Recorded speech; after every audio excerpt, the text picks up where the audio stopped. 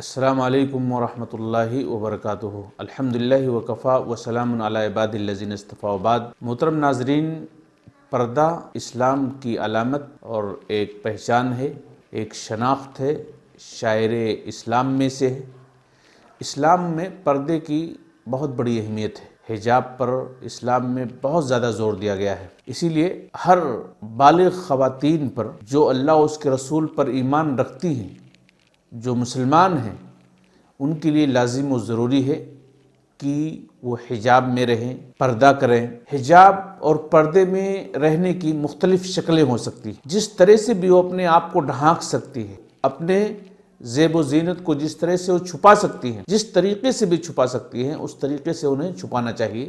یہ ساری شکلیں پردے اور حجاب کی ہیں۔ دیکھیں، اللہ رب العالمین نے قرآن عظیم کے اندر کیا کہا ہے۔ اللہ نے فرمایا، یا ایھا النبی قل لازواجک وبناتک ونساء المؤمنین یدنین علیہن من جلابیبہن ذلک ادنی ان یعرفن فلا یؤذین وکان اللہ غفورا رحیما۔ اے نبی، اپنی بیویوں کو، بیٹیوں کو اور مسلمانوں کی عورتوں سے کہہ دیجئے کہ جب وہ اپنے گھروں سے باہر نکلیں تو اپنے اوپر چادر لٹکا لیا کریں۔ اس سے ان کی شناخت ہو جایا کرے گی کہ وہ عزت دار عورتیں ہیں، پھر وہ اوباشوں کی جانب سے، بدماشوں کی جانب سے ستائی نہ جائیں گی، اور اللہ بخشنے والا مہربان ہے۔ ام سلمہ رضی اللہ تعالی عنہا اس آیت کے نازل ہونے کے بعد کہتی ہیں کہ جب یہ آیت کریمہ نازل ہوئی تو انصاری عورتوں نے اپنے سروں اور چہروں کو ایسا ڈھانپ لیا کہ جب وہ نماز فجر کے لیے نکلی تو ایسا لگا گویا ان کے سروں پر کوے بیٹھے ہوں، یعنی اس طریقے سے باحجاب رہنے لگی، پردہ کرنے لگی۔ تو اس آیت کریمہ کی تشریح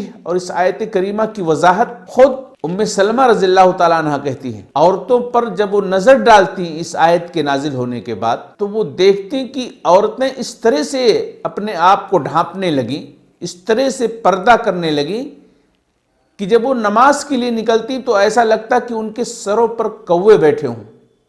اس آیت کی وضاحت کون کر رہی ہیں؟ ام سلمہ رضی اللہ تعالیٰ عنہ۔ قرآن کی آیتوں کی وضاحت رسول اللہ صلی اللہ علیہ وسلم کے زمانے کے لوگوں سے ہی اگر ہم لیں گے تب جا کر کے معاملہ کلیئر ہوگا، تب جا کر کے مسئلہ واضح ہوگا۔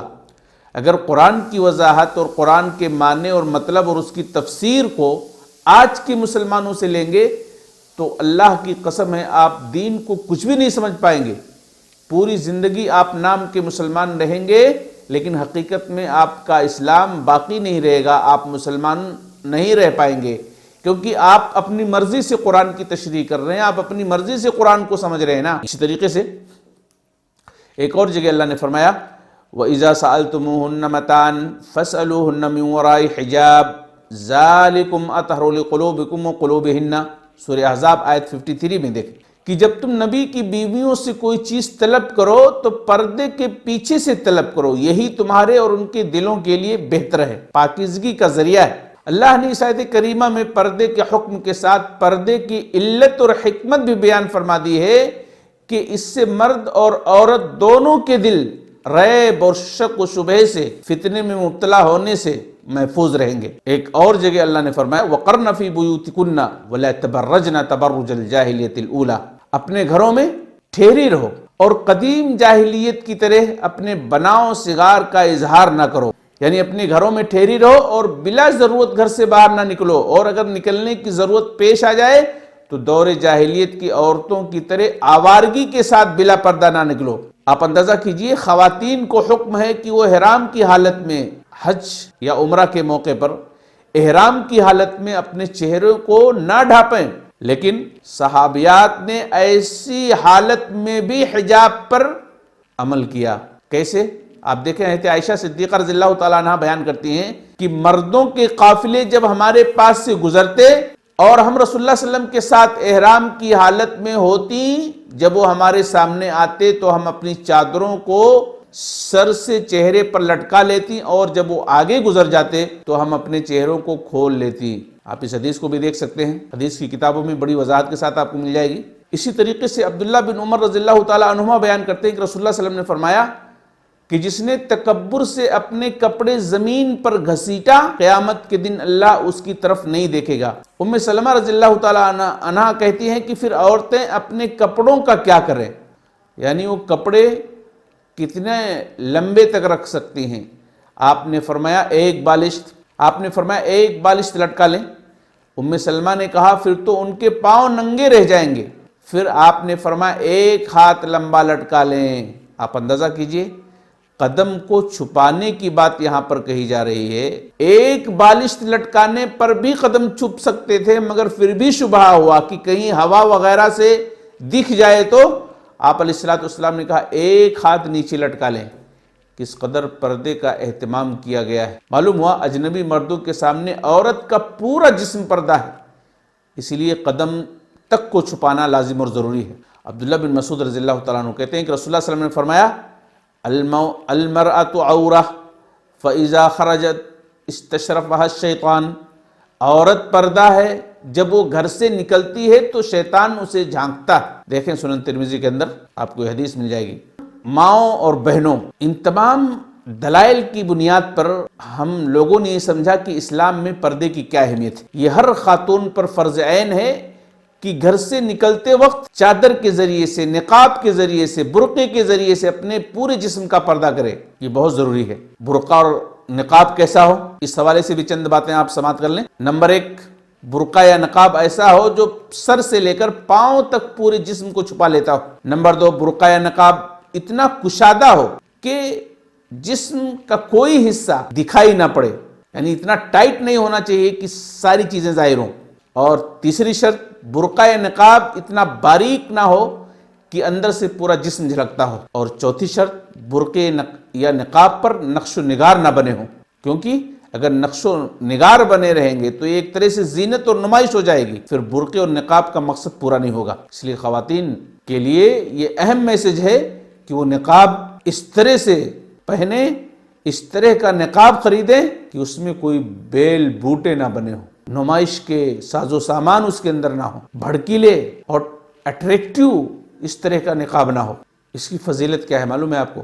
پردے کی فضیلت کیا ہے؟ پردہ اللہ اس کے رسول کی اطاعت کا ذریعہ ہے۔ اللہ نے کہا وَمَن يُطِعِ اللَّهَ وَرَسُولَهُ فَقَدْ فَازَ فَوْزًا عَظِيمًا، جو اللہ اس کے رسول کی اطاعت کرے اس نے بہت بڑی کامیابی حاصل کی۔ تو اللہ اس کے رسول کی اطاعت ہی کے لیے آپ سے یہ کہا جا رہا ہے کہ باحجاب رہیں، باپردہ رہیں۔ پردہ پاکیزگی کا ذریعہ ہے۔ اللہ نے کہا وَإِذَا سَأَلْتُمُوهُنَّ مَتَاعًا فَاسْأَلُوهُنَّ مِنْ وَرَاءِ حِجَابٍ ذَلِكَ أَطْهَرُ لِقُلُوبِكُمْ وَقُلُوبِهِنَّ، پردے کے آڑ سے کوئی چیز کا سوال کرو، کسی چیز کا سوال کرو، کیونکہ یہ تمہارے اور ان کے دلوں کی پاکیزگی کا سبب اور ذریعہ ہے۔ پردہ حیا ہے۔ حیا اور شرم یہ ہر آدمی کی زندگی میں، خواہ وہ مرد ہو یا عورت ہو، فطرتاً ودیت کر دی گئی ہے۔ اللہ کے نبی علیہ السلام فرماتے ہیں حیا خیر کا سرچشمہ ہے، حیا بھلائی ہی بھلائی لاتی ہے، اور بے حیا انسان تباہیوں کے دہانے پر ہوتا ہے، بربادیوں کے دہانے پر ہوتا ہے۔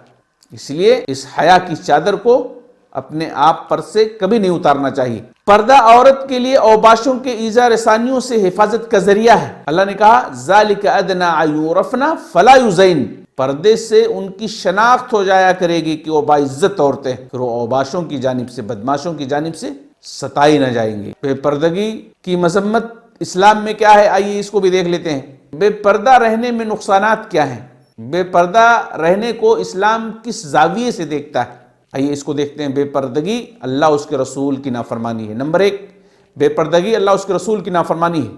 نمبر 2، بے پردگی اللہ کی لعنت کا سبب ہے، لعنت کا سبب ہے۔ جیسا کہ اللہ کے نبی علیہ السلام نے فرمایا کہ آخری زمانے میں کچھ عورتیں ایسی ہوں گی جو پہننے کے باوجود ننگی ہوں گی، ایسی عورتیں ملعون ہیں، ان پر لعنت بھیجنا چاہیے۔ صحیح ترغیب کی روایت ہے۔ بے پردگی اہل جہنم کا بھی طریقہ ہے۔ اللہ کے نبی علیہ السلام کی حدیث سے آپ نے فرمایا دوزخیوں کی 2 قسمیں ایسی ہیں جنہیں میں نے ابھی تک نہیں دیکھا۔